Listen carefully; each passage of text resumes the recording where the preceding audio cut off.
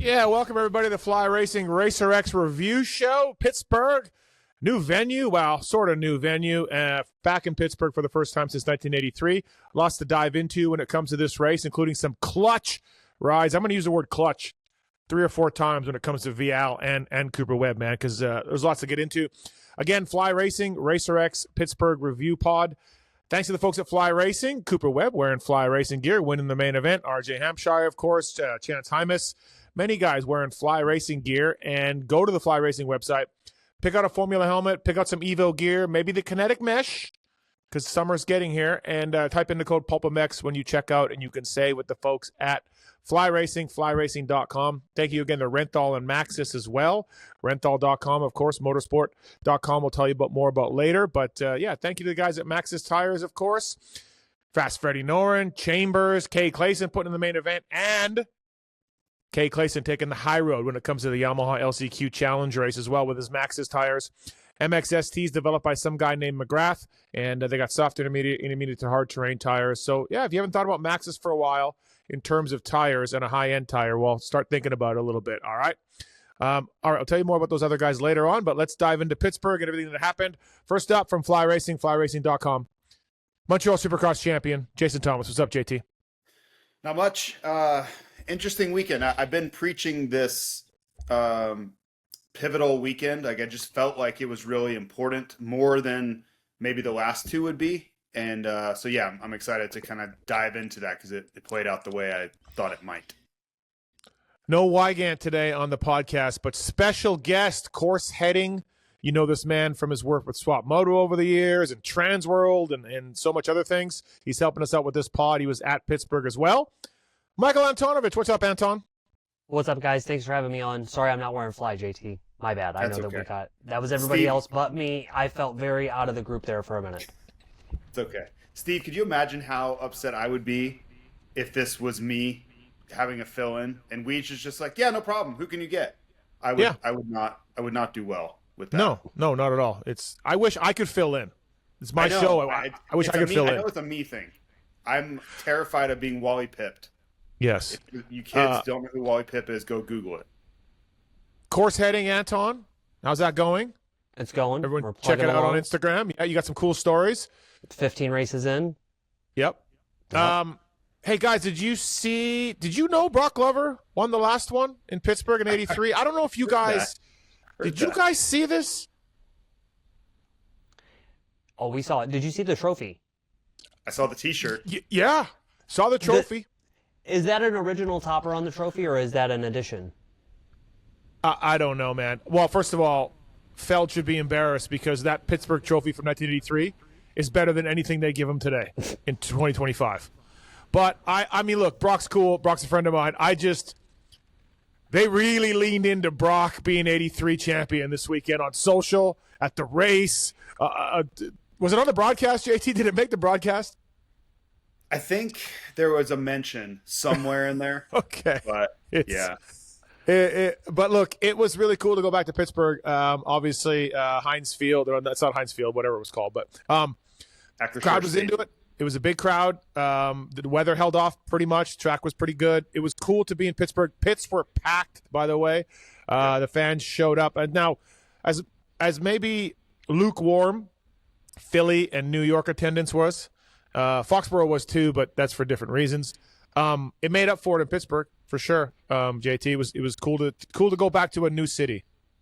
Yeah, I get insight because of my affiliation working for the television crew and these things. So I get to hear kind of what races are doing well, what races we really need to try to promote, and from the get-go, I'm talking like from the day tickets were available, Pittsburgh was just rocketing off to the races. So they knew this was going to be a home run very, very early on. But yeah, I think to your point, the other rounds maybe suffered a little bit because Pittsburgh was the one everybody had circled on their calendar.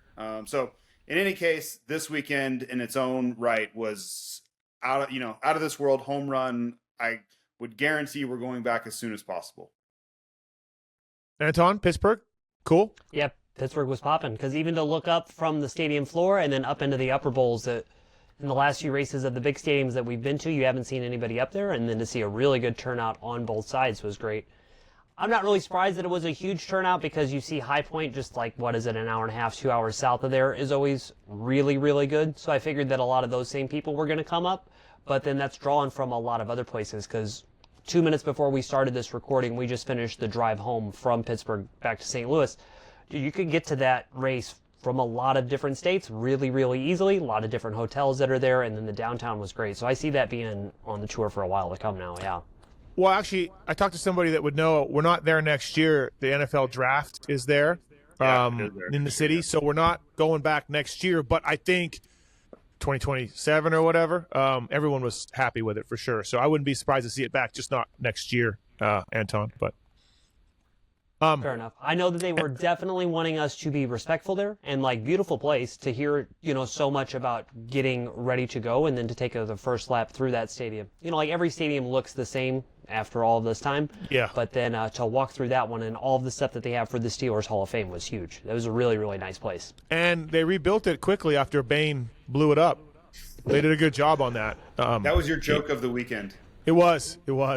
People. And then I got all these people in my mention saying, that was 13 years ago. Yeah, man, it was just kind of a joke. Like, I don't really know the construction time frame or anything else. But, yeah, anyways. Did you look on the ground? Did you look on the ground outside the Star Racing pit, outside the 450 truck? No. Home plate for the old Pirates Stadium was right where the truck was parked at. Yep. So there was a commemorative plaque right in the concrete. Yeah. They got that in Detroit, too. If you walk not far from a hotel I stayed at one year, you just come across the old Tiger Stadium home plate in the ground. You're just like, oh, okay, cool. It's like just in the middle of nowhere, but like not middle of nowhere, but middle of downtown, like middle of a parking lot or whatever, or a field. So, all right, lots to get into when it comes to this race for sure. And again, Fly Racing, Racer X podcast, Michael Antonovich, Jason Thomas, Cooper Webb, man, we knew Chase would be good at the last two. He had to stop it. He mentioned as much afterwards. Look, Chase caught him, made a mistake in the whoops, caught him again. But, dude, that guy never cracked.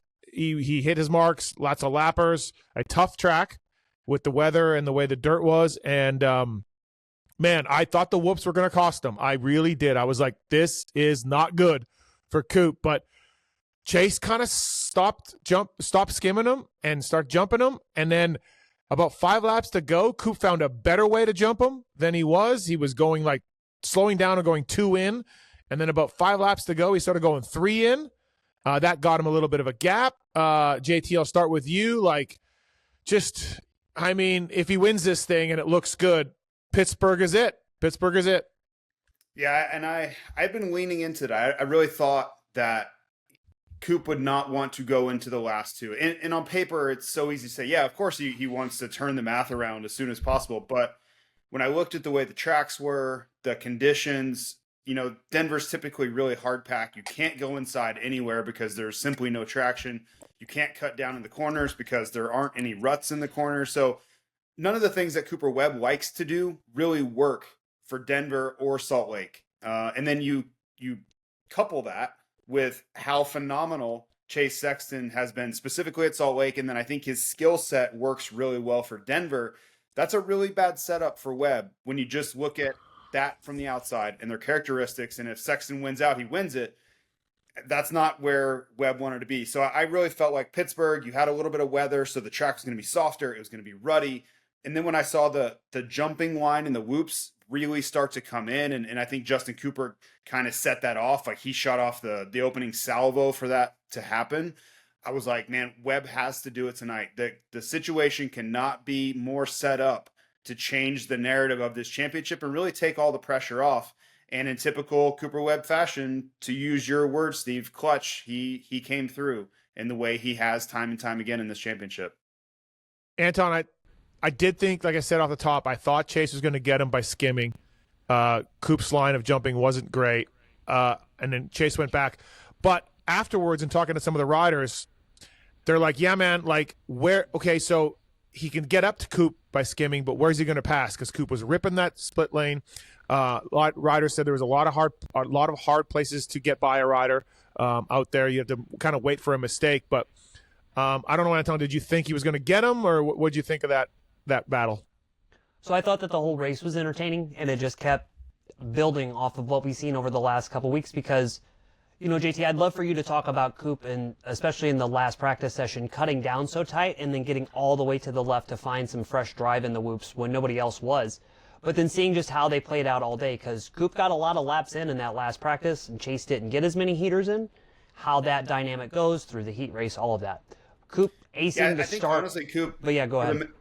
I think in Coop in the main event, his plan from the get-go was to jump. Like cutting down in qualifying practice and those things. He's trying to get a good lap, but I don't think he really thought at night in the race when it really counted that he would be blitzing. And I could be wrong, but I watched them start to break down.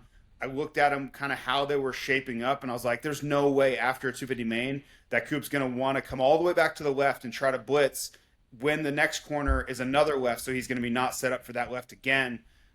So to me, I think it played out exactly how he was hoping it would.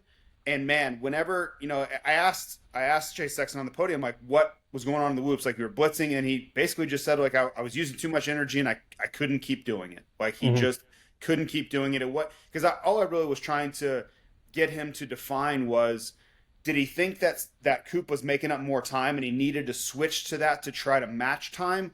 Or did the whoops get to a point where he's just like, no mas, like I cannot blitz these anymore? And it was the latter. He just basically said, like, they're just to a point where I wasn't able to do it or continue to do it. It was too draining on him physically. And you also have to factor the risk. Like, he could crash.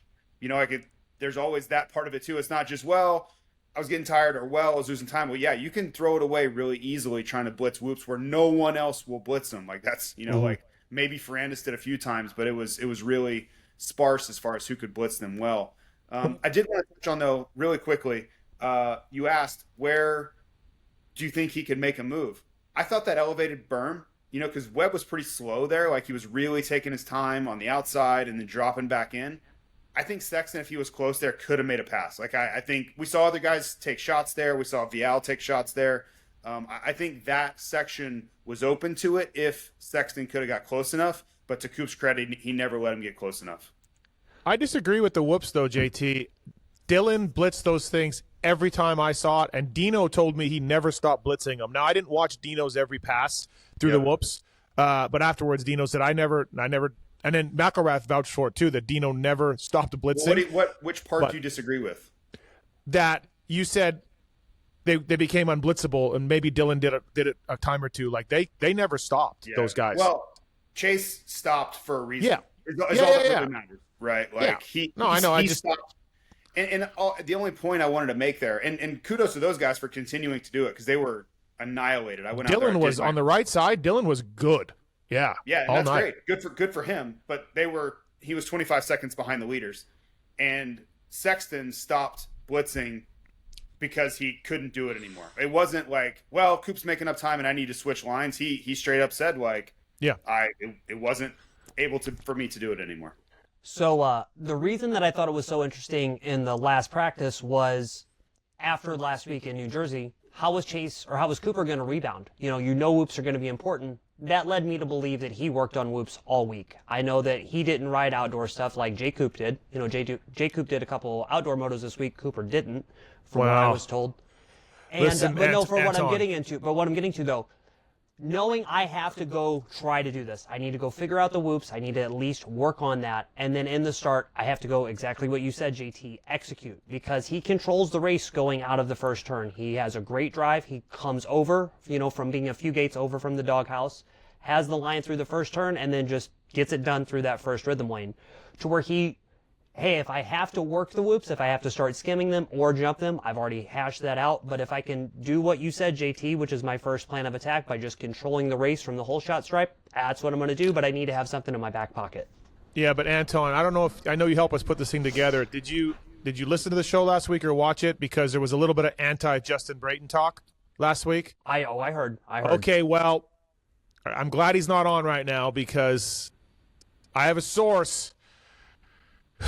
And it pains me to say this, but Justin Brayton helped Webb with whoops this week. Oh, I don't doubt that. What?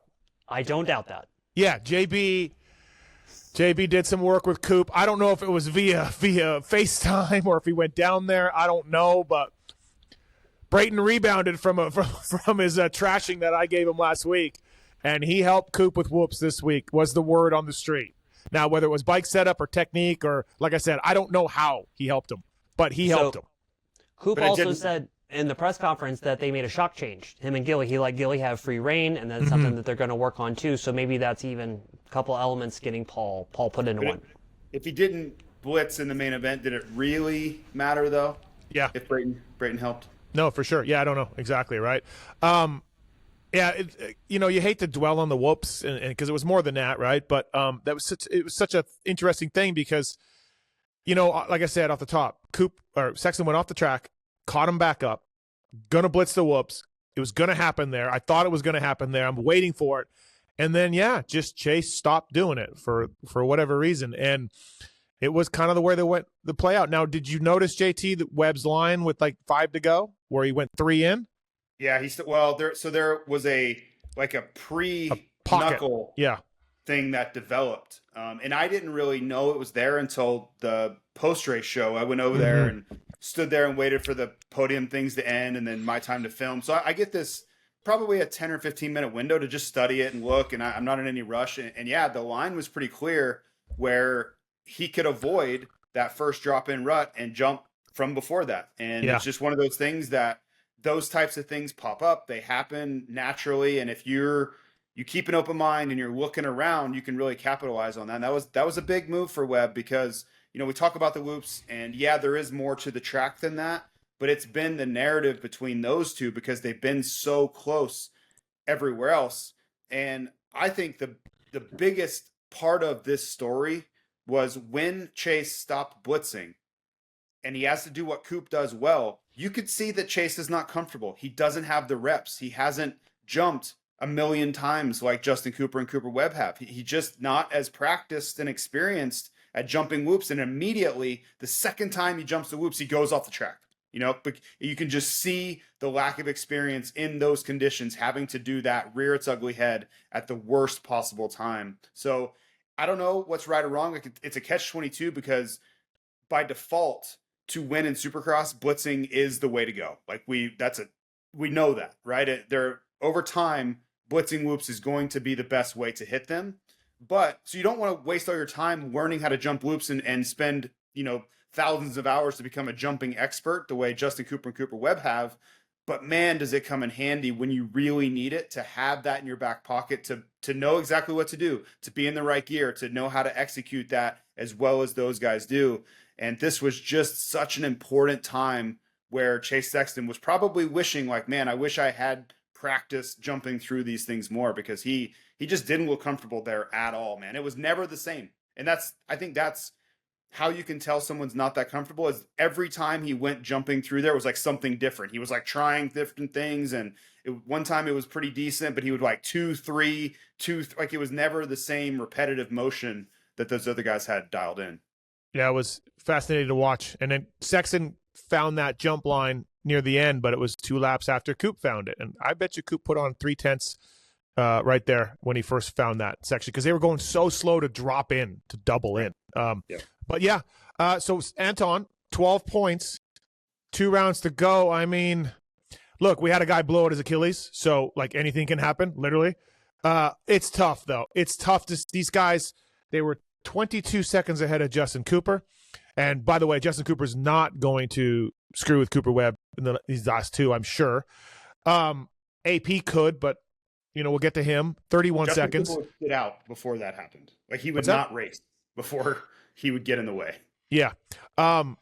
It's just hard, Anton. I don't know where these 12 points are going to come up for Chase Sexton. I just don't see it. Yeah, and I think that's what both of them were saying in the press conference last night because they know they have to have the situation play out, and who's going to get in the way of them. Kenny was riding well, and that Kenny's definitely going to be on Team Chase to do what he can do, but then, and we've kind of talked about this at the races over the last few weeks, there are more people that are definitely what camp are you in? Are you wanting Chase to win this on track, or are you wanting Cooper to win this, and who's your guy? Because there are racers that have their guy, they're hey, I'm going to give him an extra little bit of room when he's coming by to lap me. It's fascinating to see AP about this too, though, right? AP tight buddies with Coop. Right. right? But then teammates with Chase. AP is really the one in the middle. And he's a good dude. He's not going to beat nothing dumb, but that thought has crossed my mind for sure. He just doesn't want, I just think he doesn't want to be a headline. That's it, right? Yeah. Like, do your thing, race as hard as you can, but make sure you are not the story, I think would be the goal.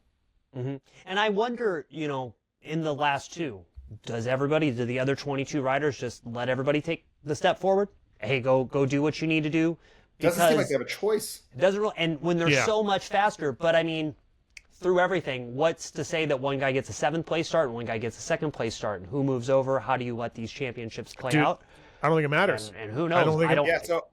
I think they're going to get through them anyway. If those two guys are going to get to 1st and 2nd regardless, it's just depending on, are we going to get to see it be the heads up 1-2 racing that we've seen, that we've been so lucky to see through the last few weeks, because that's the real anomaly of it, is the fact that they've gotten linked up every single time.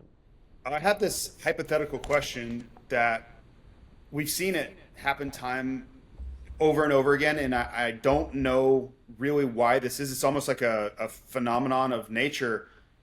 Late in series, the best guys separate themselves. And this weekend was a perfect example. Philly or East Rutherford, if I could speak, was another example of that. Because think about like a couple weeks before that, how crazy the battling was at like Seattle. Like, these guys were all over each other. Like, it was a dogfight in the top 5.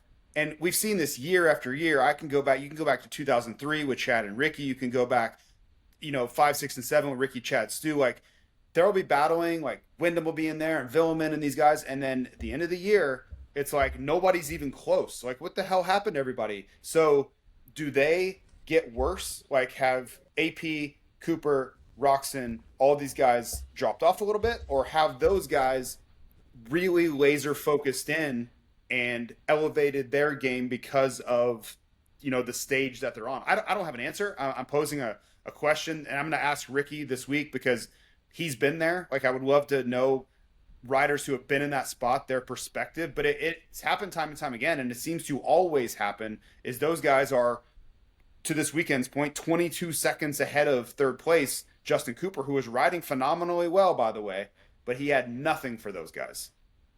AP went backwards fast, and we'll get to him a little bit too. But yeah, it always happens, JT. I wouldn't ask Ricky because he was the one always elevating game. I'd ask like Timmy, or like some dude that near the end of the series.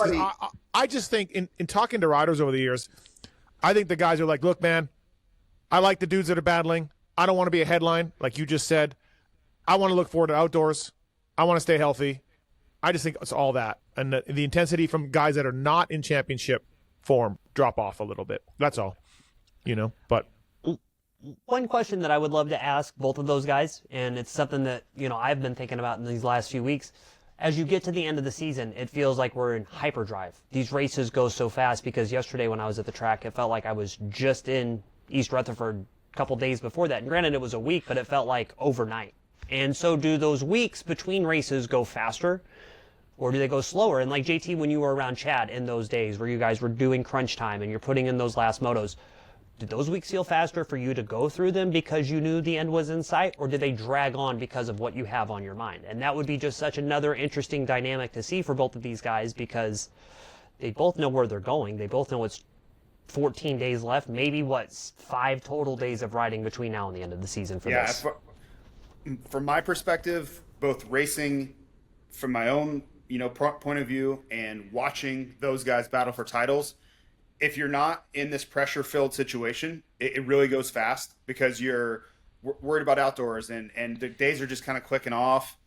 Those guys are in agony, right? Because they're so trapped in their thoughts about what can happen. And every single day, it's just like you're watching the clock. And yeah, it's to me, from watching them, it really seems hard on them because they can't escape the thought and the pressure and the expectation and all those things. And you see when they win, or when these guys win, yeah, they're super excited, but I watch it and I see relief. Like, the first expression and emotion I see from those guys is relief of like, oh my God, it's over. Like, I can finally breathe and not, be walking on, pins and needles here every second of my life, wondering, am I going to make a mistake? Am I going to crash? Am I going to hurt myself? So yeah, I think that these weeks are really, really long to your question. One thing I hate about our sport, and I've said this a few times, is like literally a Supercross championship is everyone's goal, right? It's just phenomenal to win. It's maybe the most prestigious off-road motorcycle title. Maybe it's even better than street bike racing. I don't know. But it's like you work so hard in the offseason for this thing and you win it. And like, yeah, man, we're on to Paula. And it's like you get no time to soak in winning the biggest championship in off-road motorcycling there is. And I always feel for these guys because even in the media, we just move on. We're like, okay, outdoors, Jet, Eli, here we go. Like, what's going to happen? Like, and literally this is a dream for these dudes, and it's the biggest deal ever. And we soak it in about 2-3 days, and we just move on. And like, yeah, it's just I feel bad for these guys sometimes. I've said this a few times. Like, I don't know. It's just the way our season works. The meat grinder never stops, right? So, I would say the only time I agree, that's a fair point. Only the winner we should really be working because everybody else is like, yeah, we're moving on. Like we're ready. We're done with this. But I really noticed it in 2023 with Jet and Hunter when Jet won the 450 title and went undefeated, and then Hunter won that first pro motocross title in 250 class. Leaving Ironman, and we were headed towards the first SMX playoff year. Those guys could not have been more disinterested in what was going to happen in Charlotte. Mm-hmm. Like they did not care at all. And I think their results in Charlotte reflected that. Like if you remember how bad they were in that first Charlotte round, like they weren't even close to their performance 6 or 7 days prior. I really saw it then. So I think that same feeling was that you're talking about. I watched that happen with those guys. So it is a point for sure. It's Anton's fault, the media's fault. It's Anton's fault. But like even as a mechanic, like after the last outdoor, I was never on a team that won an outdoor title. Langston blew up the wheel there, so we didn't win that one. And then Yamaha never won anything. We were on Supercross on Wednesday after Steel City. Like, yep, all right, here we go. Let's start testing Supercross. It's like, man, we just went through the 12 rounds of ups and downs and drama and everything else. Justin Cooper, third. I asked him after the race, was that 450 heat race the best you've ever ridden in a 450? He didn't really disagree. He wasn't stoked on the main event. He did have the fastest lap overall in the main event. He got third. He moved up, right? He got AP. He got Kenny. Rode really great. He was a little bummed. Anton, I don't know if you got a chance to talk to him. He was a little bummed that he couldn't get closer to those guys. But, I mean, to me, I'm like, dude, that heat race, holy shit. Like I said, that might have been the best Justin Cooper's ever raced a 450. That was amazing.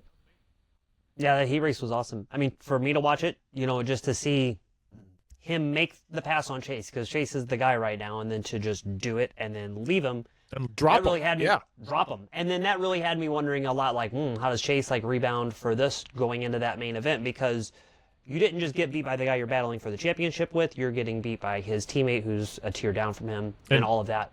And how hard was he Jacob, ripping that split section, too? The split lane. It was unbelievable in that thing. And that, that makes me just so even more interested about Jay Coop, because as we've watched through the last few weeks, he can put a fast lap in, and he's like, all right, he's in the top 3 conversation. And this even goes back to his 250 days of being a good qualifier. But seeing him make the constant progression up and up, getting a heat race win, having a podium pretty close a couple weeks ago, then losing out on it, seeing how much that motivated him from up close, like knowing he was very upset to miss out on that podium, and then to come back and do it now, it's just great building. And to see him ride that way, like that goes back to something that's always interested me so much. When you have a guy that just has his 7 minutes on the track where he just hits every mark and does it, is great. And how do you replicate it? And he's going to be thinking, how does he replicate that from here on out? How do you extend it for 22 minutes? Well, he got a little feisty with Coop last week. And like we said earlier, I don't think he's going to get in the way in the next 2 races. He wants to make sure the team brings this thing home and he's buddies with Webb. But God, if this was round 4 or 5 and he had that heat race, JT, things might change a little bit. That's the kind of thing, that heat race, that sometimes can unlock a guy. Yeah, he's really good. I still think that the whoops are a liability. If we have to go to tracks where blitzing is clearly faster, he's in trouble. Like that's still going to be a thing. Like he hasn't fixed that. He hasn't even come close to fixing it or tried to fix it yet. So he is riding phenomenally well. I think the rest of the track, he's as good as anybody else. He's one of the best starters. Like he has almost every tool in the toolbox to be a podium contender most of the time. And you got to remember, we don't have Tomac, we don't have Jet, we don't have Anderson, we don't have Hunter. So the job's going to be harder, but he has taken a step. If he can ever figure out the whoops where that's not a gigantic liability, then I'll start talking about him being like, yeah, man, he could be a guy that wins on any given night. I just think that's too big of a hole right now for it to be an every week thing. AP fourth. Good job for AP. He got dropped early on. I interviewed him after the race. He said, yeah, man, I went backwards, and then I had, the second half of the main event was way better. He talked about making a shock change after or coming into the day. And I said, well, you've been riding really well. So did you change from that setup? And he's like, no. I'm like, why would you make a change? He's like, I don't know, man. I just didn't feel good. Just didn't feel good. So they made a change, and then it was worse. And it took him a little bit, half of the main event, he said, to get used to it and find his flow. And then he got better. And he was a little bummed he threw up through the way the podium. He's been on a bunch, but I think afterwards he was like, well, the second half of the main event was much better. He pulled away from Malcolm. He got Kenny. So he was okay with the night. But then he talked about how he got stung by a bee on Monday while riding moto. And his lap, we just talked about motocross, and then that led into like, what if you're like Spider-Man and you're going to grow wings from the bee, and you're going to, have a stinger? I said the AMA is going to protest you, and the interview got weird, but serious conversation you're having there, clearly.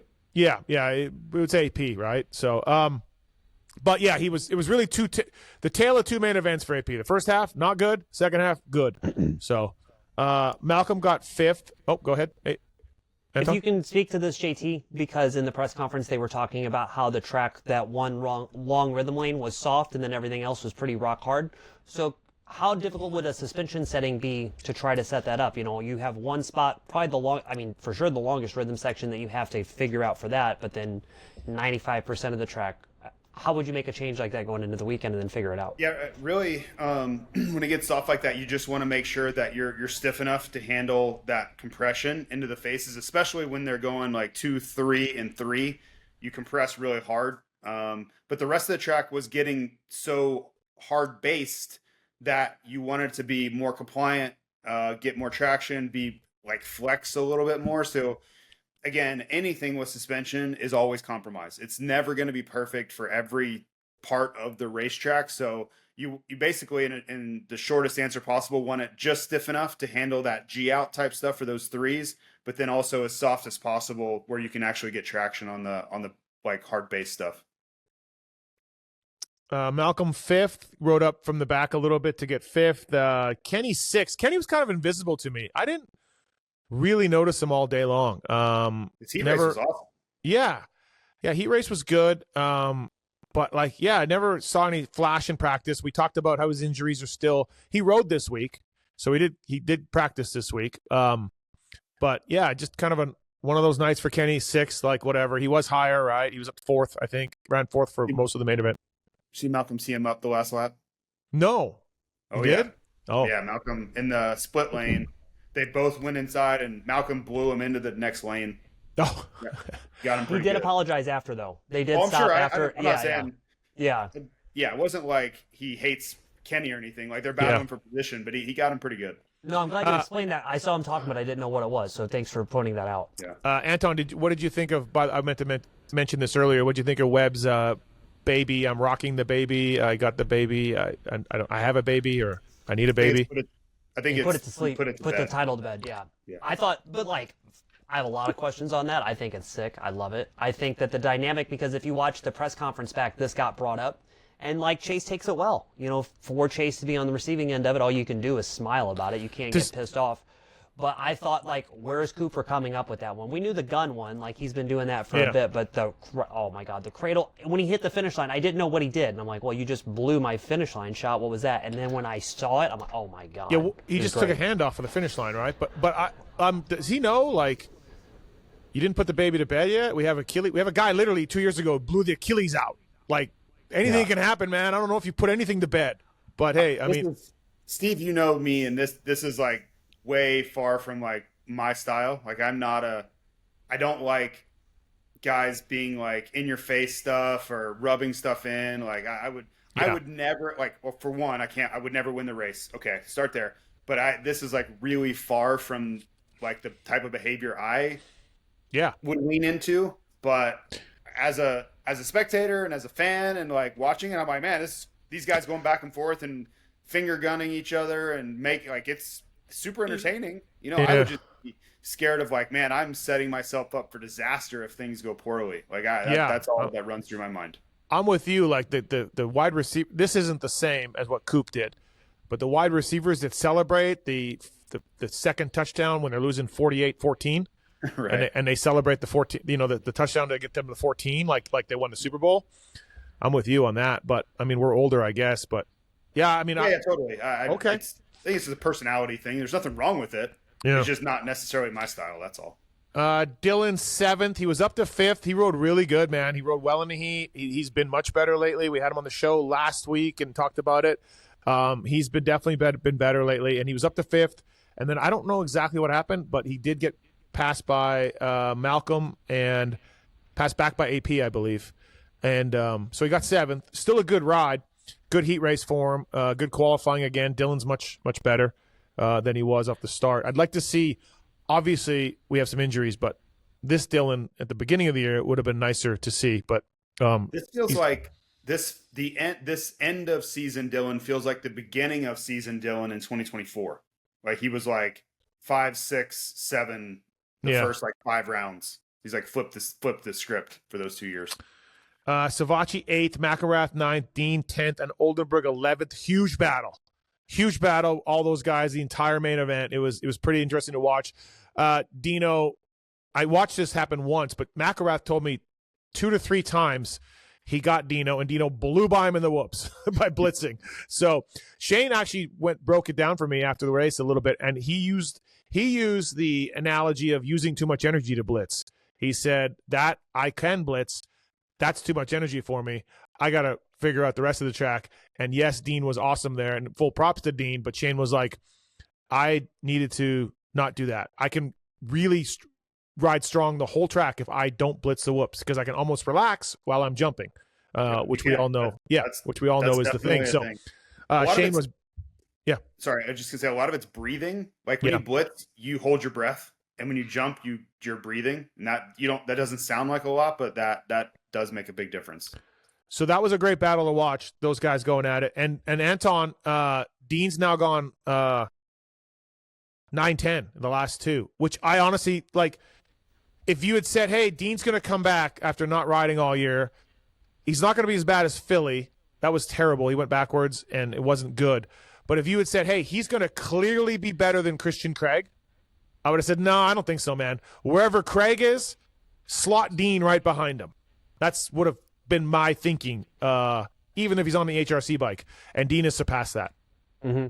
And it's really impressive too to know, Dean had that shoulder injury from, the last WSX stuff and hasn't really been doing a lot of riding. I mean, I'm sure he's not burning down whoop section laps when he was over in the UK for that time. Like, no, all the riding that he did through the first part of the year was just on race weekends. So he never practiced. Yeah, he said he never practiced when he was over there.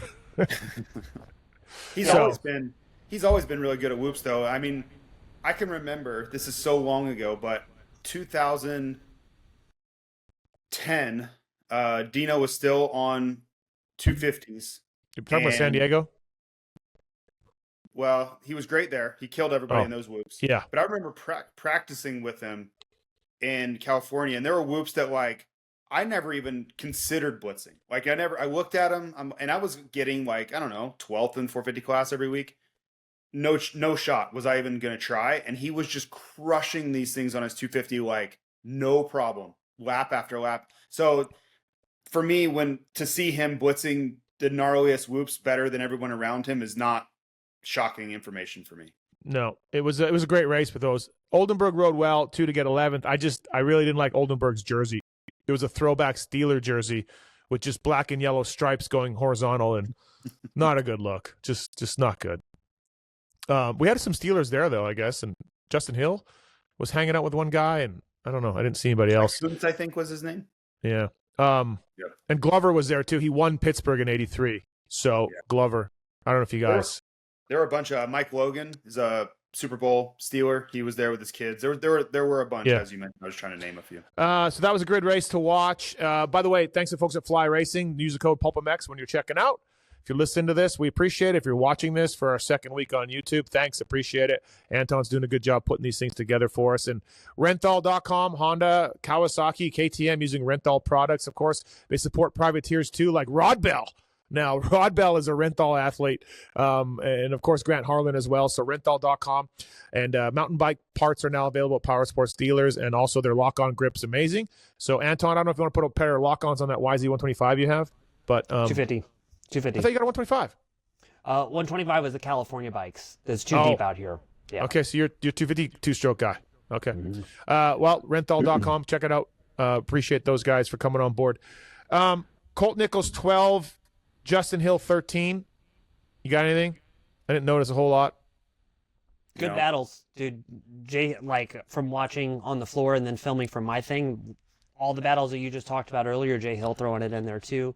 A lot of bar banging, and you could go ask these guys, is this important or not? And it's important for them. And if you're really looking for something to look at, how many points are getting made in these last few weeks, but you just got to enjoy the racing because it's these guys that are just going for it. Close friends, know what the other one's going to do. It's awesome. I was in the beta truck before the night show, and I was mostly talking Pulp Mix Fantasy and giving Benny shit. Jeff was there, by the way. Jeff Bloss was there, JT. I talked to him. Yep. Yeah, legend. Yes. And as you know, I'm Team Oldenburg over Benny, number one beta rider. Doesn't make Benny happy. Doesn't make Jeff happy. But I will say that talking fantasy, I'm like, hey, listen, guys. Cade qualified 13th. A-Rod was 15th. Who would you pick and why? And Oldenburg was Team A-Rod, and Benny was Team Cade. And so I want to say that Oldenburg couldn't have been more wrong. Cade put it in the main event. So Benny gave me some good advice because I picked Cade. So well, your Team Oldenburg is blasphemy. I'm going to coin that term. This is blasphemy. Yep. Well,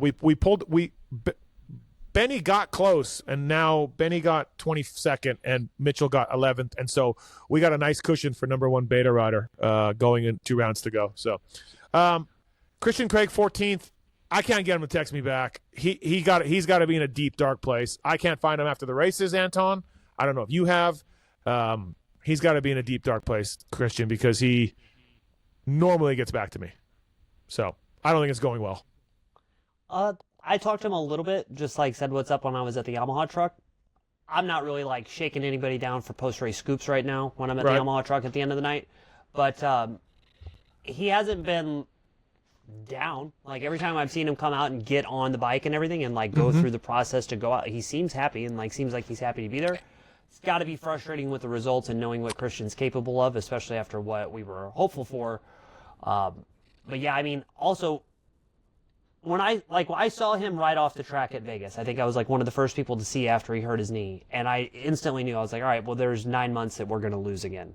How long is it going to take to get back to this? And we're about 9 months, so what does the summer look like, and then what does it look like after that?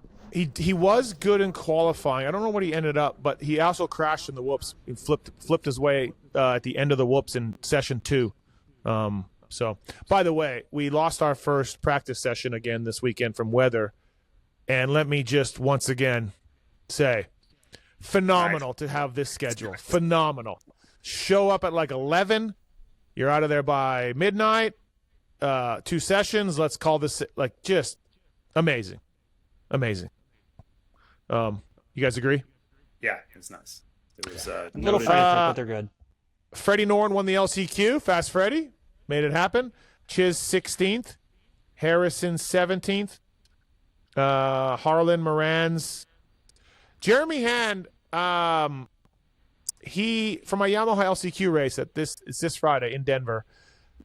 Hand needed to take a dive to get into the race, into the top 17, and he did not. He knew where he was in the points, and he rode himself from 6th to 2nd or 3rd in the LCQ.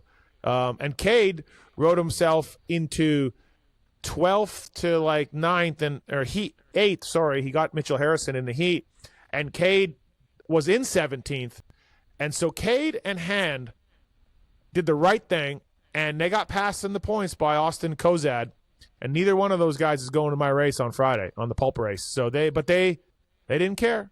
They rode hard. Shout out to Jeremy Hand and Kay Clayson, the heroes that, if you want your children to grow up to be upstanding, do the right thing kind of guys, it's Kay Clayson and Jeremy Hand. So they both knew what was on the line, and they didn't care. They put it in the main event. Shout out to those guys. Yeah, I don't know anything else about those guys that we have. I mean, they've definitely made more purse money than Austin Kozad had this year, so that's the right thing to do. Have Austin get the spot that he needs. But for Cade, Cade was getting that 3-3 too. Cade was doing that 3-3. That was impressive. The guys around him were not doing that. Mm-hmm. Admittedly, when Cade came back, midway through the year, I was wondering how he was going to be. I'm very impressed with just main event Cade doing it, not really having any. He's still having Cade moments, but they're not as much for the lack of race time that he has. He's doing very well. And I like Jeremy Hand a lot. So to see him doing what he was doing, he was smoked after that race was over. He was pretty much sitting there throwing up as soon as he came off the track, it looked like. But, yeah, both good guys that are just doing it. By the way, speaking about that 3-3, Dino told me that's why he was getting passed. He wasn't doing it. So last week, Dino's like, look, man, after Jerry crashed on that 3-in, that was it for me. I never did it again. I was kind of freaked out. And I'm like, yeah, I get it, man. I get it. And then this week, Dean was like, because you were going on to the big. You were going 3 on to big again out of the first turn. And Dino was like, yeah, man, I cased it, and that was it. I didn't feel safe. I'm not doing it. And then it cost him. Man, it didn't look that bad to me. Honestly. It didn't, because 250 guys were getting it, right? So. Not that, didn't look that challenged to do it either. So, I mean, I wasn't out there. I'm not trying to criticize anybody, but I didn't get the feeling that it was super gnarly. No, I didn't either. But when I talk about Cade doing it, all the guys at Cade's level were not doing it. Yeah.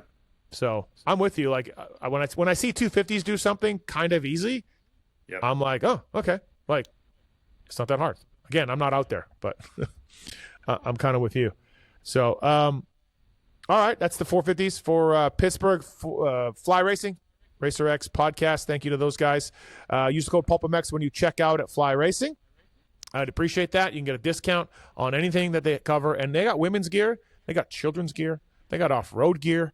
And then, of course, they got the stuff that Hymus and RJ and some guy named Cooper Webb wears. So use the code PulpMX when you check out the Formula helmet's amazing as well. Thank you to the folks at Maxxis and Renthal. As I mentioned earlier, I want to give a shout-out to Racetech real quick. Racetech.com. We'll do the Racetech rant tomorrow night on the PulpMX show. And also, thank you to the folks at Motorsport.com. OEM and aftermarket products, great prices, free shipping on everything over $79. Thank you to the folks at Motorsport.com. Go through the banner on PulpMX to help us out.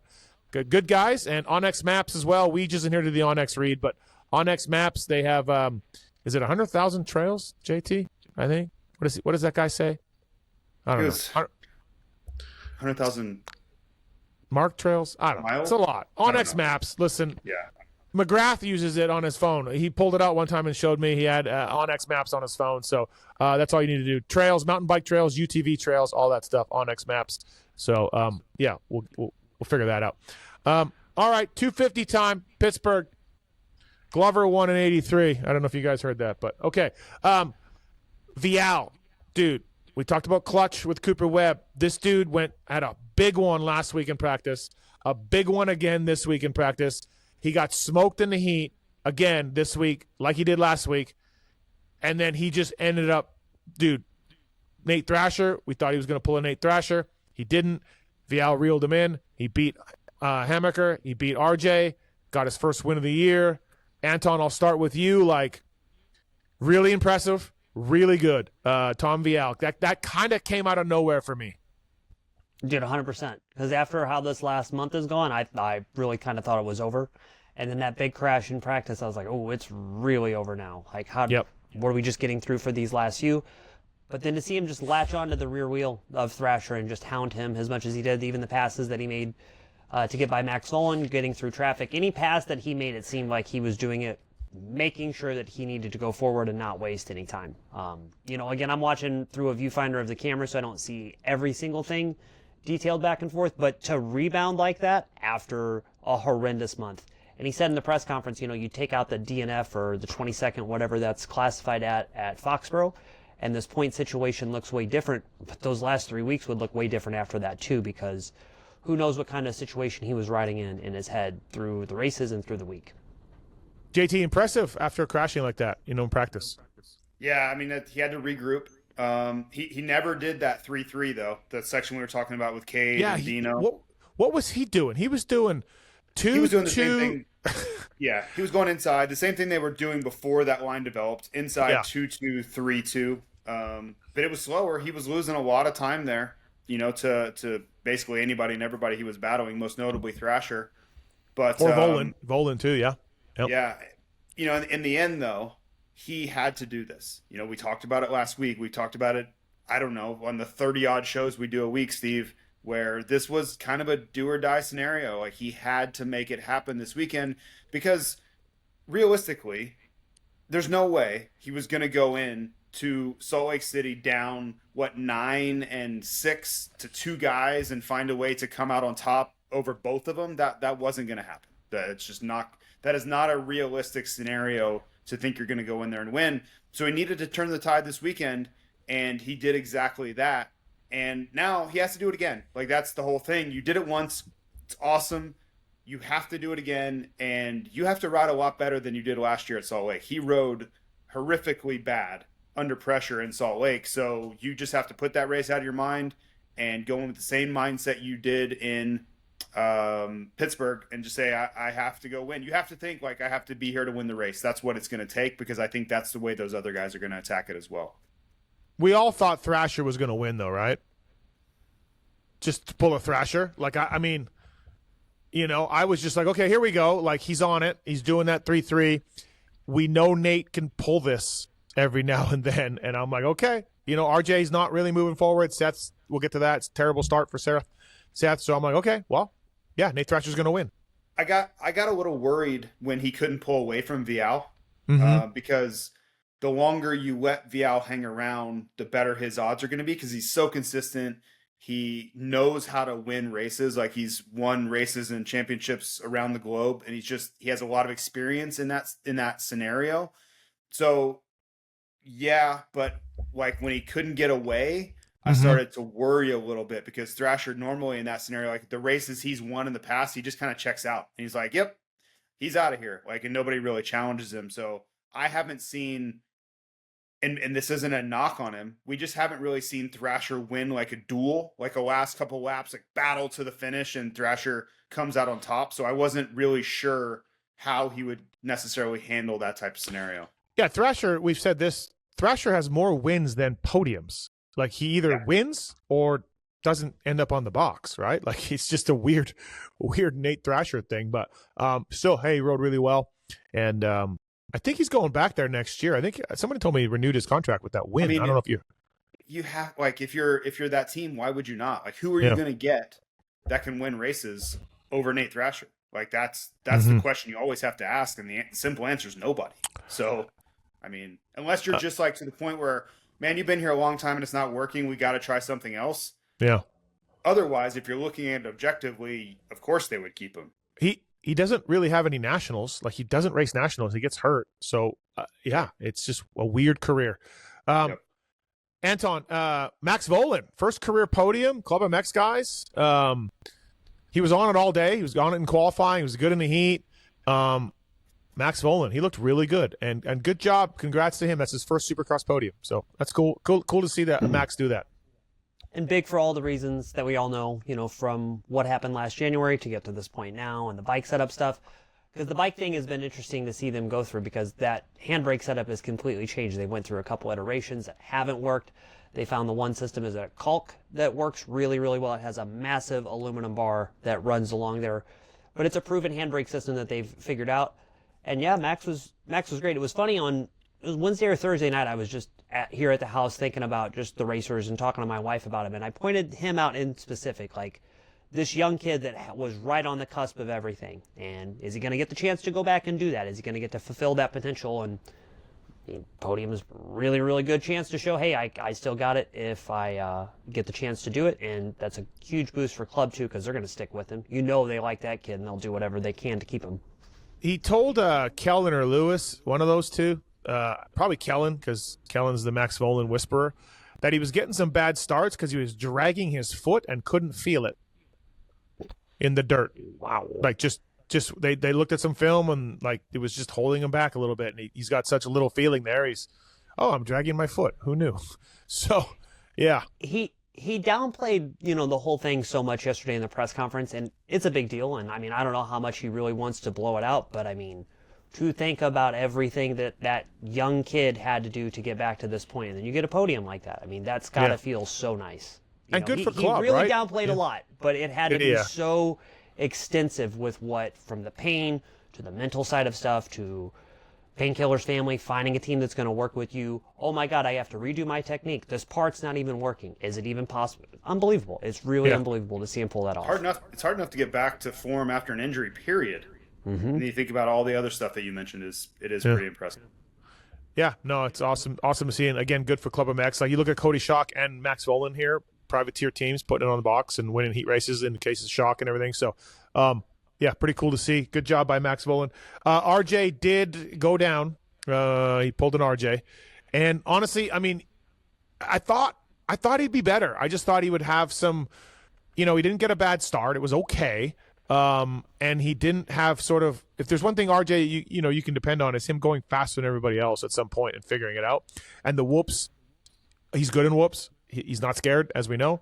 Yeah, just sort of a shoulder shrug day. I mean, he threw away the podium with the crash. He would have liked to get that, but yeah, RJ was just okay, so. Yeah. I don't know what to say about him in the whoops because yes, I agree wholeheartedly. He's not scared.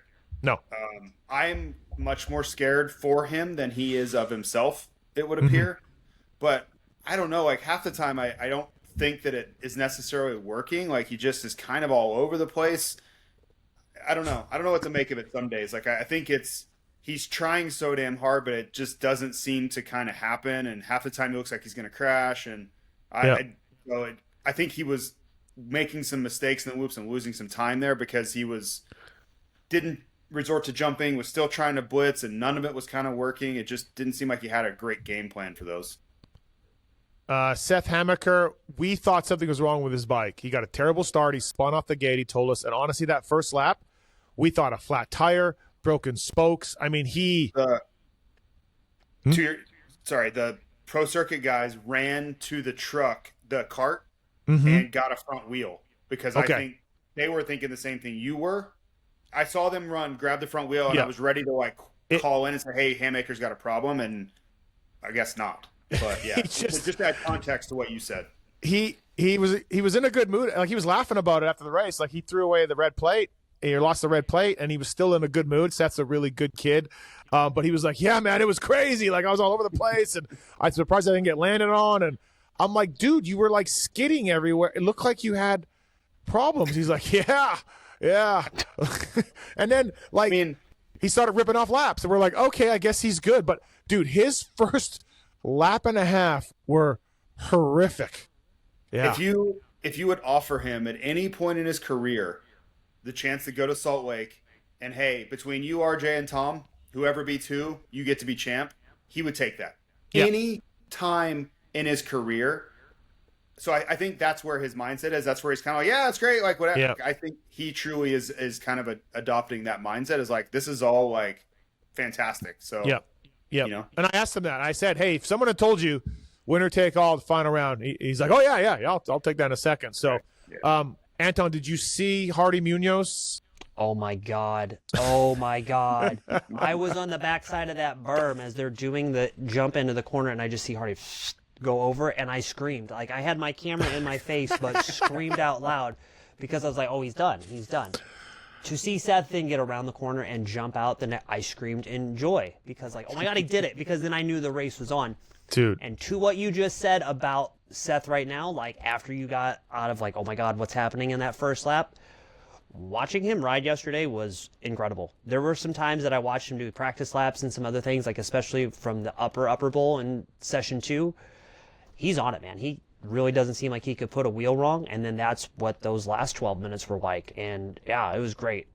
When him, Tom, and RJ were tied in points for that one brief moment as they were running through the order, I was like, of course. Of course it's this way. How would it be any different? How would it not be these guys? and it's amazing. You know, and exactly what you said too. He laughed about the Hardy thing because I walked up to him in the pits after the end of the night. He was leaving with his mom, and I was like, dude, I was terrified. He's like, oh, did you see us talk after the race too? And I was like, I did. For what could have been a terrible situation, he was laughing at it with Hardy. He's like, if it was anybody else, I'd have been really upset, but it's you. So, like, we both had a little give and take there. Yeah, he rode well to get up to fifth, but and then he almost died. And then, we almost thought he had a bike problem. It could have been a total disaster. So, Viala's 1 up. RJ's 3 back. I don't know how RJ's going to make up those points on 2 guys. But, I mean, he could. Anything can happen. I think I like Seth. You say he's 3 back? He's 3 back, yeah. RJ is. I mean, Fly Racing Zone. I like Seth to do this. I think Seth's going to take this thing home. What do you guys think? If you're RJ, you just go win the race. That's it. Like, you go win the race. I mean, you have to think, like, there's a really good chance if you win that Seth's not second. And if that's the case, it's over. Like, that's how you make up the points. Like, it's not that challenging. Like, you just know what's in front of you. Got to go win the race. And it's not that dissimilar to where he was last year. He's done after Salt Lake, right? Like, summer's not happening. I don't have official word, but I would not be shocked at that. Yeah. Correct. So then what's to lose? You know, I mean, you got to go out and do it. You're going to be sitting on the bench for 3, 4, 5 months anyway, as it is. But, I mean, that's to say that it's those 3 guys. Because as we were talking about earlier on the drive home, too, who else gets in front of them? You know, do you think Cole Davies is going to score the maximum points, and then you guys are left fighting over a 2-point spread, and then who gets between you on all of that stuff too? I think Davies and Deegs are the 2 fastest guys on either coast. Oh, really? I do. Okay. Yeah. Oh, I think it's all really close. Okay. Yeah. I think these 3 are going to be really tight in Salt Lake, though. I think they're going to find each other. You don't think that Seth is on the pace of Davies and Deegs? No. Oh, really? Wow. No. Really? Okay. Yeah, that's very surprising to me. They're good, man. Davies and Deegs are good. Of course they are. So is Seth. I would vehemently disagree with that statement. Okay. You know, we haven't asked this in the 2 prior showdowns that we had, but how much are the guys from the West region looking at the East region? How much are the guys from the East region looking at the West? Is just as far as bragging rights. Because when you look at how the season started, and it was, you know, the West Coast title fight that was shaping up and then immediately tapered off, and the 251 that on the East Coast that tapered up, and then it settled out how it was. When we've had these 2 showdowns, I haven't really had a lot of hype as like East-West, East-West. Everybody's just in their own element and worried about their own guys. I think it's possible with that West thing's pretty settled. Well, I mean, we'll know more this weekend, obviously, but it's possible I don't know. Is Deegs ever going to lay up? I don't know. Probably not. But it's possible the 2 West guys, if everything settles out this weekend, what is there to really bust your ass for at Salt Lake? I mean, I guess the point of being I'm the baddest dude ever. Maybe there's that point. Those 2 guys, too, are those 2 not the most motivated to be that right now? Hayden for his own reasons and Cole growing in his own right, too? Like, those, you really want to make a point at Salt Lake on that. I guess it depends on what happens this weekend. But if Deegs just wins or gets second and loses 3 to Davies, and it's kind of like 9 going into Salt Lake, then I don't know. Well, I guess we'll see. I can see either side. Maybe. Yeah. I mean, it's 17 right now. So. Yeah. I don't think that Deegan's going to do anything outlandish in Salt Lake, though. No. Having talked to Brian a bunch, they're very, very championship-minded. So I don't think he's going to do anything crazy. But he doesn't have to do anything crazy. Like, he can just do his own thing and still be on the podium. Yep, for sure. Jaime's 6th, and, like, I don't know, man. Like, he got the win in the mud, and that's awesome. But, like, the last 2 weeks, you've just been – like, I don't think his head is in Supercross right now. I really don't. I think he's trying. Of course he's trying. Nobody that's out there racing isn't trying, but I think he's 100% locked in to pro motocross because Honda's been testing. Lars, the whole team's been down there for 2 weeks now. I think he's been really, really locked in on Fox Raceway trying to get ready for that. Anything on Jaime's, Anton? Nope. JT, you'll like a video I have coming out. He talks about just all of his contact points, and he talks about the difference in gloves that you guys have and the stuff that you guys do as a gear company to like fine-tune his fit. So I'll put that up soon. Yeah, that'd be great, Anton. I'd like to see that because I would like someone at Fly to work with me on fine-tuning my fit. Bet you would. I don't seem to get that same sort of fine-tuning. Weird. He had an interesting point about blue gloves. He said they feel a little bit different. Yeah, it's gloves are the biggest talking point and flashpoint and whatever term you want to use for riders. It drives me batshit crazy, to be really honest with you, because it was never a thing. Like, even the best guys, it was never a thing. But these guys, man, and it's all of them. It's all of them. They are so picky about gloves, and no one, like, if you're just like, yeah, this works and this doesn't, cool. But everybody's different. Like, you go, this guy's like this with the glove, and then the other guy's like, no, that guy's insane. There's no way I could race with that type of glove. And you're like, all right, cool, man.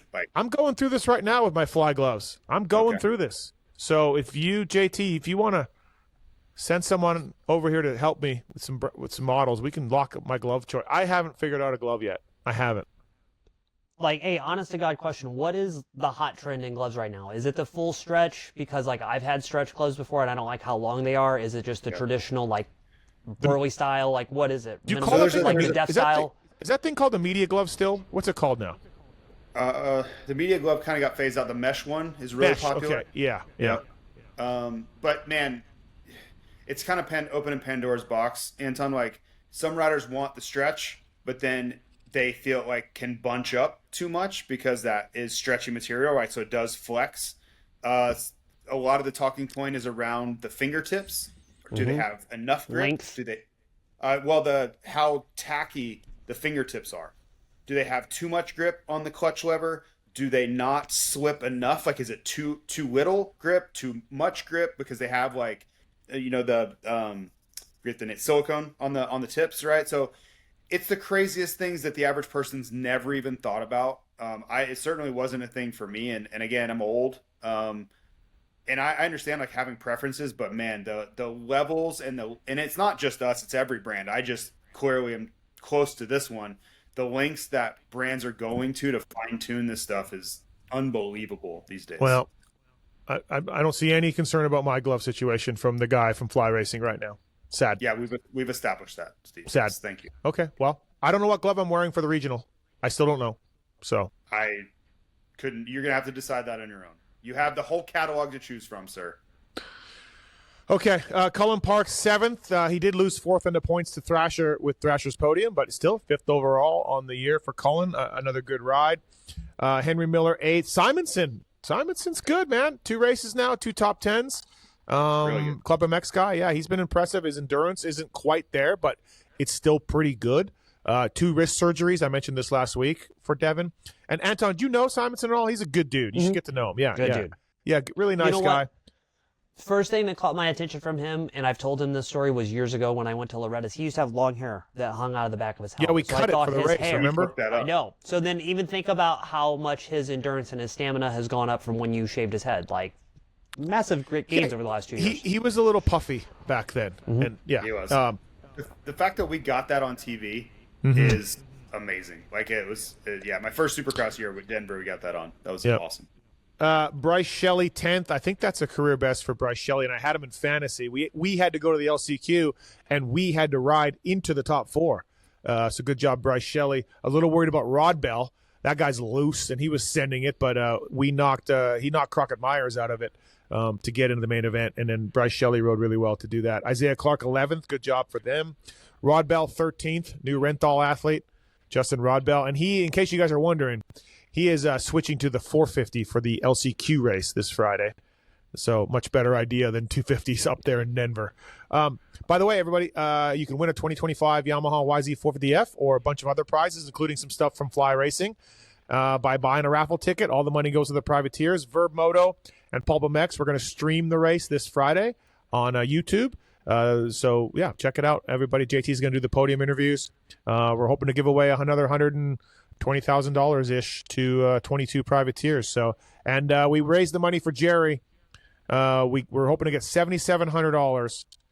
And I was stressed about this because I was like, is there enough time for Chiz to run 77 gear and 77 number for Jerry because he's going to ride for Jerry in the race?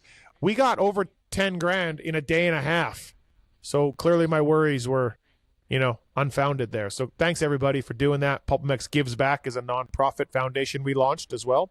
So Chiz is going to ride for Jerry in that thing. Go to pulpmx.com, get yourself a ticket, and Anton, you'll be covering the thing on Friday as well. So we're going to do the same format we did last year.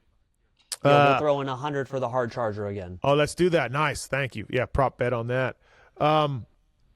Call up 14th. Faulkner was good again. You're going to look at that 15th or Faulkner and be like, oh, shit. But qualified well, was doing the three onto the table after the whoops. Not many guys were in 250 class. He was nailing that a lot.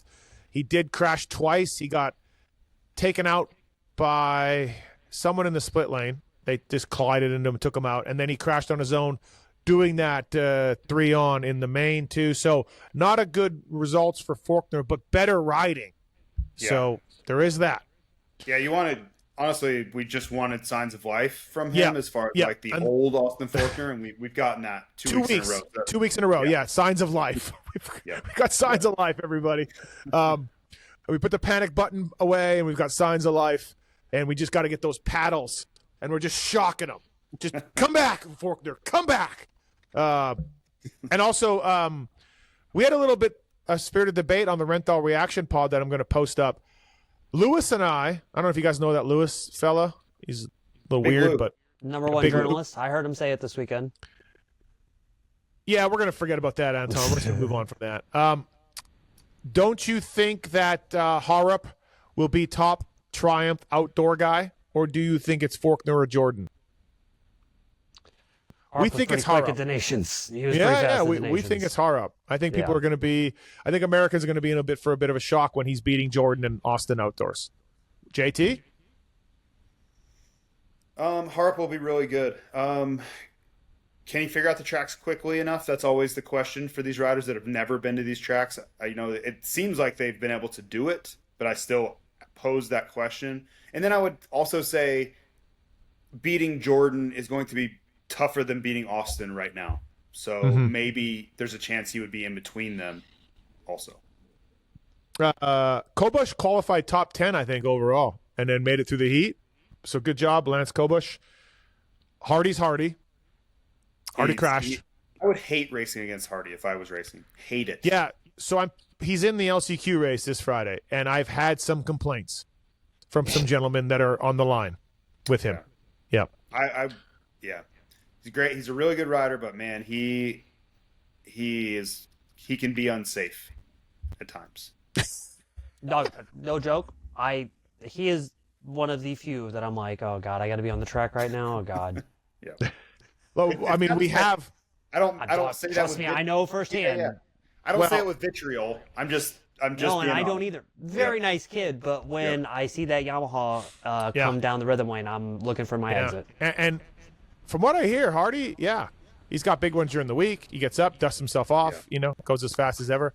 So a few privateers in the LCQ race have expressed concern that Mr. Munoz is going to be out there with them. So, and maybe Hardy at altitude might be stretching that throttle a little harder. Stay tuned. LaHovey did really well. LaHovey. What is it? LaHovey. Did you know it was Pittsburgh and he had some gear and he's a local guy? Yeah. Did you guys know that? I don't know. Yeah. I just feel like. Oh, you're kidding. Yeah. God, do you know him at all, or his dad or anybody? I don't know. Oh man, good people. If you know him, you knew this Pittsburgh thing was on the schedule and it was coming. Yeah. I did meet Cody Groves this weekend, Arena Cross entertainer. You just now met Cody Groves? Yeah, he'd called into the show a few times, Anton, but I'd never met Cody Groves. So, yeah. Matty Jorgensen, JT, I don't know if you're aware of this, but Matty Jorgensen was on a Wildcat fill-in ride, I guess, for Lorenzo. I didn't know that until I saw it on the weekend. But and I don't know if you know him very well, Steve. You probably know him better than I do, but that's a really nice kid. Yeah, nice kid. He screwed me in fantasy, so there is that. I harbor some of those feelings, but really nice kid, for sure. And Luke Neese got hurt, I guess. Neese made the main. I just heard in the group text that he's hurt. So bummer for Luke Neese, because he'd been riding really well. He got last. He crashed crashing at 3-3, I think. Do you guys see that? Was that where it was? I did not see it. Okay, yeah, I think he did. So, all right. Anything else? Speaking of Pittsburgh? crashes, Ryder Floyd's 250 LCQ crash, that was, woof. I was terrified for a minute. Is he okay? Did he get up? Yeah, he's Anton? fine. He rode off. Okay. He rode Yeah. off, yeah. Yeah, I thought he was hurt. No, I So- thought he was terrified. I So thought it was he's bad. not gotten a start. He's qualified really well, not gotten a start. Broken Dan Truman's heart 4 times in Pulp Fantasy. And this was literally the first time I'd seen him get a start. Like, he probably, if he had just gotten through the corner, he would have made it because he's that good of a rider. And instead, he goes flying off the track. So, yeah, not ideal for Ryder Floyd. So, all right. Before we get too far into this thing, or before we get done with this thing, Anton, you grew up on the streets of St. Louis, hardworking man, auto body shop or something, or auto detail. Used tires. Used tires, that's it. I did detailing too. Used cars. Exactly. So you're a working man. So the Brunt work boots are something that you probably wore, could use. JT and I, we grew up soft. JT grew up riding dirt bikes. I grew up not. Well, I pumped gas for a while. I could have wore work boots for that. You're a mechanic, stop it. You worked really hard. Yeah, but JT, I was the one guy who refused to put on the Alpine Star boots behind the gate. So, okay. Anyways, Brunt work boots. Thank you to the guys at Brunt for coming on board with us. And man, they got a lot of good stuff going on. We got a lot of response to our social media for the Brunt guys. Pulpamex is the code to save at Brunt work boots. You can end up doing that. Thank you to the guys at Brunt. And man, they are fantastic. Lots of different waterproof ones or non-waterproof ones, and different colors. Everything else. Brunt work boots. Code Pulpamex to save with those guys.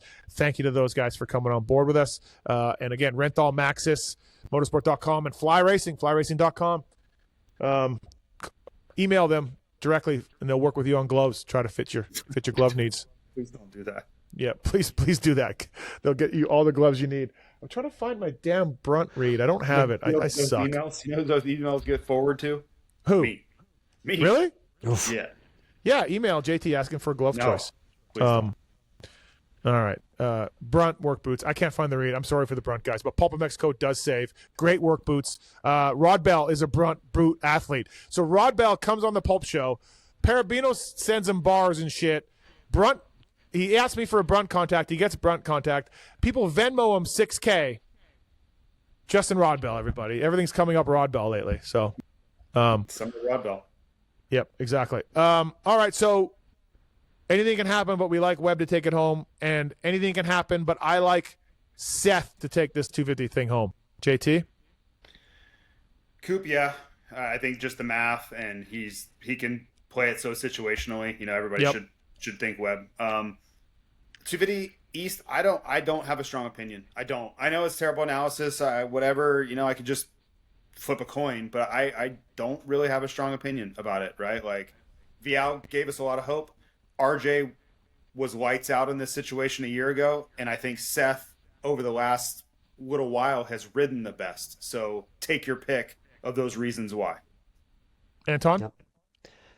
I mean, I'm pretty much with JT on it's hard to make a definitive pick on one. But the thing come that on, interests man. me. No, but listen, the thing that He interests me waffles. so much He's about known it. for his waffling. We need you to make a pick. We're not a prediction show. Oh yeah, no, I can't do that. But the thing that makes it so interesting is the 3 different scenarios that they're both in. You know, RJ's going to a 450. This is most likely his last ride on a 250F. Like, if everything goes right, never have to ride a small bore bike again. His future set. The Tom thing through the last 4 weeks has been so interesting because if he won that championship and has to go up, and then you see the KTM dynamic of who's going where, like, what does that do? Is it time for him to go to the 450? Intic Nap asked him the question in the press conference last night because we'd been talking about it on the Track Talkers podcast for a few weeks. And yeah, I mean, that's something that's so massive because do you think that Tom's ready to go to the 450 class if this shakes out that way? And for Seth, this is, you know, the culmination of years of effort for him and for Team Green, believing in that kid after he had slammed himself and had to rebuild and all of those things. Like, his future set, RJ's going to Husky, Tom's got a future at KTM too. Like, they're good, you know, they're fine. But who does what from there that makes it so interesting? Because all 3 of those guys have way different careers after that Saturday in Salt Lake. I think I agree with JT. Seth's riding. Just Seth pick a is guy. riding the best right now. Just Seth pick is somebody. riding the best right now. Okay, thank you. RJ Thank has you. nothing to All right. lose, and then Tom, for him, like, you have the points lead, so how do you play it safe? Why do we have to pick somebody? Because this is sports talk radio pod No, it's not. video. Sports Talk Radio, after last week, you didn't do that. You specifically said last week this is not sports talk radio. This is what we do. This is what we do. No, it's not. It's fluid. By the way, so we had Seth on the show a month or so ago, and I asked him about working with Dazzy on riding technique. And then we had Dazzy on the show, and I asked him about working with Seth. Well, and I did mention this, but I just want to clear the air. I ran into a Michael Byrne in the pits, and he is a class act and a real gentleman. And Burner was giving me shit about maybe saying on the shows that Dazzy's training Seth, which I didn't say that. I mentioned Burner. And it wasn't like Burner was like, hey, man, Dazzy sucks and I'm the guy, because he doesn't do that. But I just want to clarify that Seth trains with Burner on the bicycle and that kind of in the gym and that kind of stuff. So I want to clarify that. It's important. It is important for Burner because he's running a business, right? like this is his livelihood, is training these riders and setting up this program. So that's where the clarification comes from. I don't think it's like a personal offense that he's taking to it. It's just he wants people to know this is the work they put in. So yeah, and I mentioned it. I mentioned training with Burner, but I guess for Burner it wasn't enough. So I've had the same conversation with him. I've had it last year too, and I understand where it's coming. I just want to make sure people aren't like thinking he's trying to take all the credit for no reason. No. Like this is his wife's work right now. Yeah, Burner would never do that. Guys to be their best. Yeah, Burner's too classy for that. He's awesome, but he was giving me the shit in a nice, friendly way because we're good friends. That perhaps I didn't make it clear enough that Burner trains Seth. So I know that I was more focused on, I know Dazzy was working with us some riding technique stuff, but whatever. Yeah, so just FYI. Michael Byrne, rules. Still good dude. And then SMX Futures, we got the Fedortsov. He finally did it. He did it. He's been the fastest guy, and he won the championship. The championship was given out. Congratulations to him. He did the job. If he had thrown this away, dude, I would fear for that kid's mental health if he threw this one away. We got to figure this out because there were no points. There was nothing different about this race other than it was designated a championship, but there were also number one plates at every other round. So be that as it all may, we really got to take a look at how this is structured in 2026. It's pretty, yeah. I mean, well, look, we saw it before, right? Cochran won when Juju and the other kid, Bennick, were the fastest dudes. Yeah. Right, they crashed into each other, and then Casey Cochran was world champion of SMX. Right. So I don't know, man. I don't understand it. I don't know why we don't have points. I don't know either. I know that there's – I think they don't do points right now because each round has different participants. They bring in local guys. They try to give other guys opportunities. So maybe the continuity side of it there. But none of those guys are going to win the championship anyway. No. So the guys, Timmerman and Landon Gordon, and those guys are battling for a championship. So let's do it. We got 9 of these races on a calendar year. That's plenty. We have divisional championships for 250s. It's not like they're going to school and they can't make it.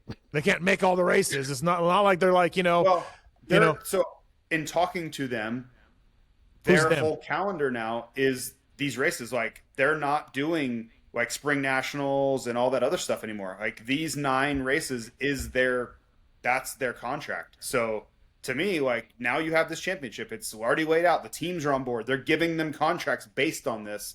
It's already all there. So wait a minute. This is interesting. So are you telling me like some of these big amateur races are going to struggle to get these kids there? Yeah. So like Landon Gordon, the top guys, they're not doing these other amateur races anymore. What do they do? Loretta's Futures? Boom? I don't want to comment on Loretta's because Loretta's can be an outlier. Like it's so big. But I'm saying they're got to do Loretta's. I don't know. I don't know. But where they would go to Daytona, then they would be at Springading. They would be all over these amateur nationals. Yes. All through. They're out on all that. Normally, right. All that. So Loretta's would be the only one that I can't specifically answer to. Right. Huh. Anton, you got any thoughts on that program? I mean, exactly what you just thought, to hear that like the not local, but the B tier amateur events, like the ones that really make up the bread and butter for so many promoters and amateur families through the year, like to know that those guys aren't there. But then if anything, does that open the pipeline for the kids that need a step? You know, like if you already have those kids that are the Landon Gordons that are already Team Green fulfilled, and they're already operating at that level where it is a full-time job, take them to the next thing, and then open the path line a little bit more for the guy that is a grassroots racer trying to figure out how do you do a 4-day amateur event that I've never done, and I don't have a $750,000 motorhome with Team Green bikes next to it. It's a big difference. Shut out Landon Gordon, and these type of kids aren't going to win the 14 world championships at Arizona Cycle Park anymore. You know, so I guess they're going to lose out on those titles. But, yeah, it's interesting. That is an interesting thing, JT. I didn't really know those guys are doing that program. But, yes, I agree. Stop with the number one place at every round and championships. It's ridiculous. But shout out to Club MX guys, to the Russian kid for winning. Yeah. So it is a fundamental change from what we've seen for the last 15 years probably. Yeah. Are there contingency at SMX futures and shit? Like, is it? Yeah. Yeah. The teams. I mean, that's part of their deal, right? Yeah. They would get. I don't know how it's structured, but yeah, they're getting paid to do well, just like they would at those spring races or whatever. And speaking of that, I talked to Vincent Way a little bit. He's my rider, my amateur rider. We had a rough day again. We can't stay off the ground. His dad rarely crashed. His dad was consistent. He has to be beside himself because he never crashed. To your point, and Vincent, man. But this is not a new thing for Vincent. If you've been watching him for a long time, which I know you have, he is really fast and really loose.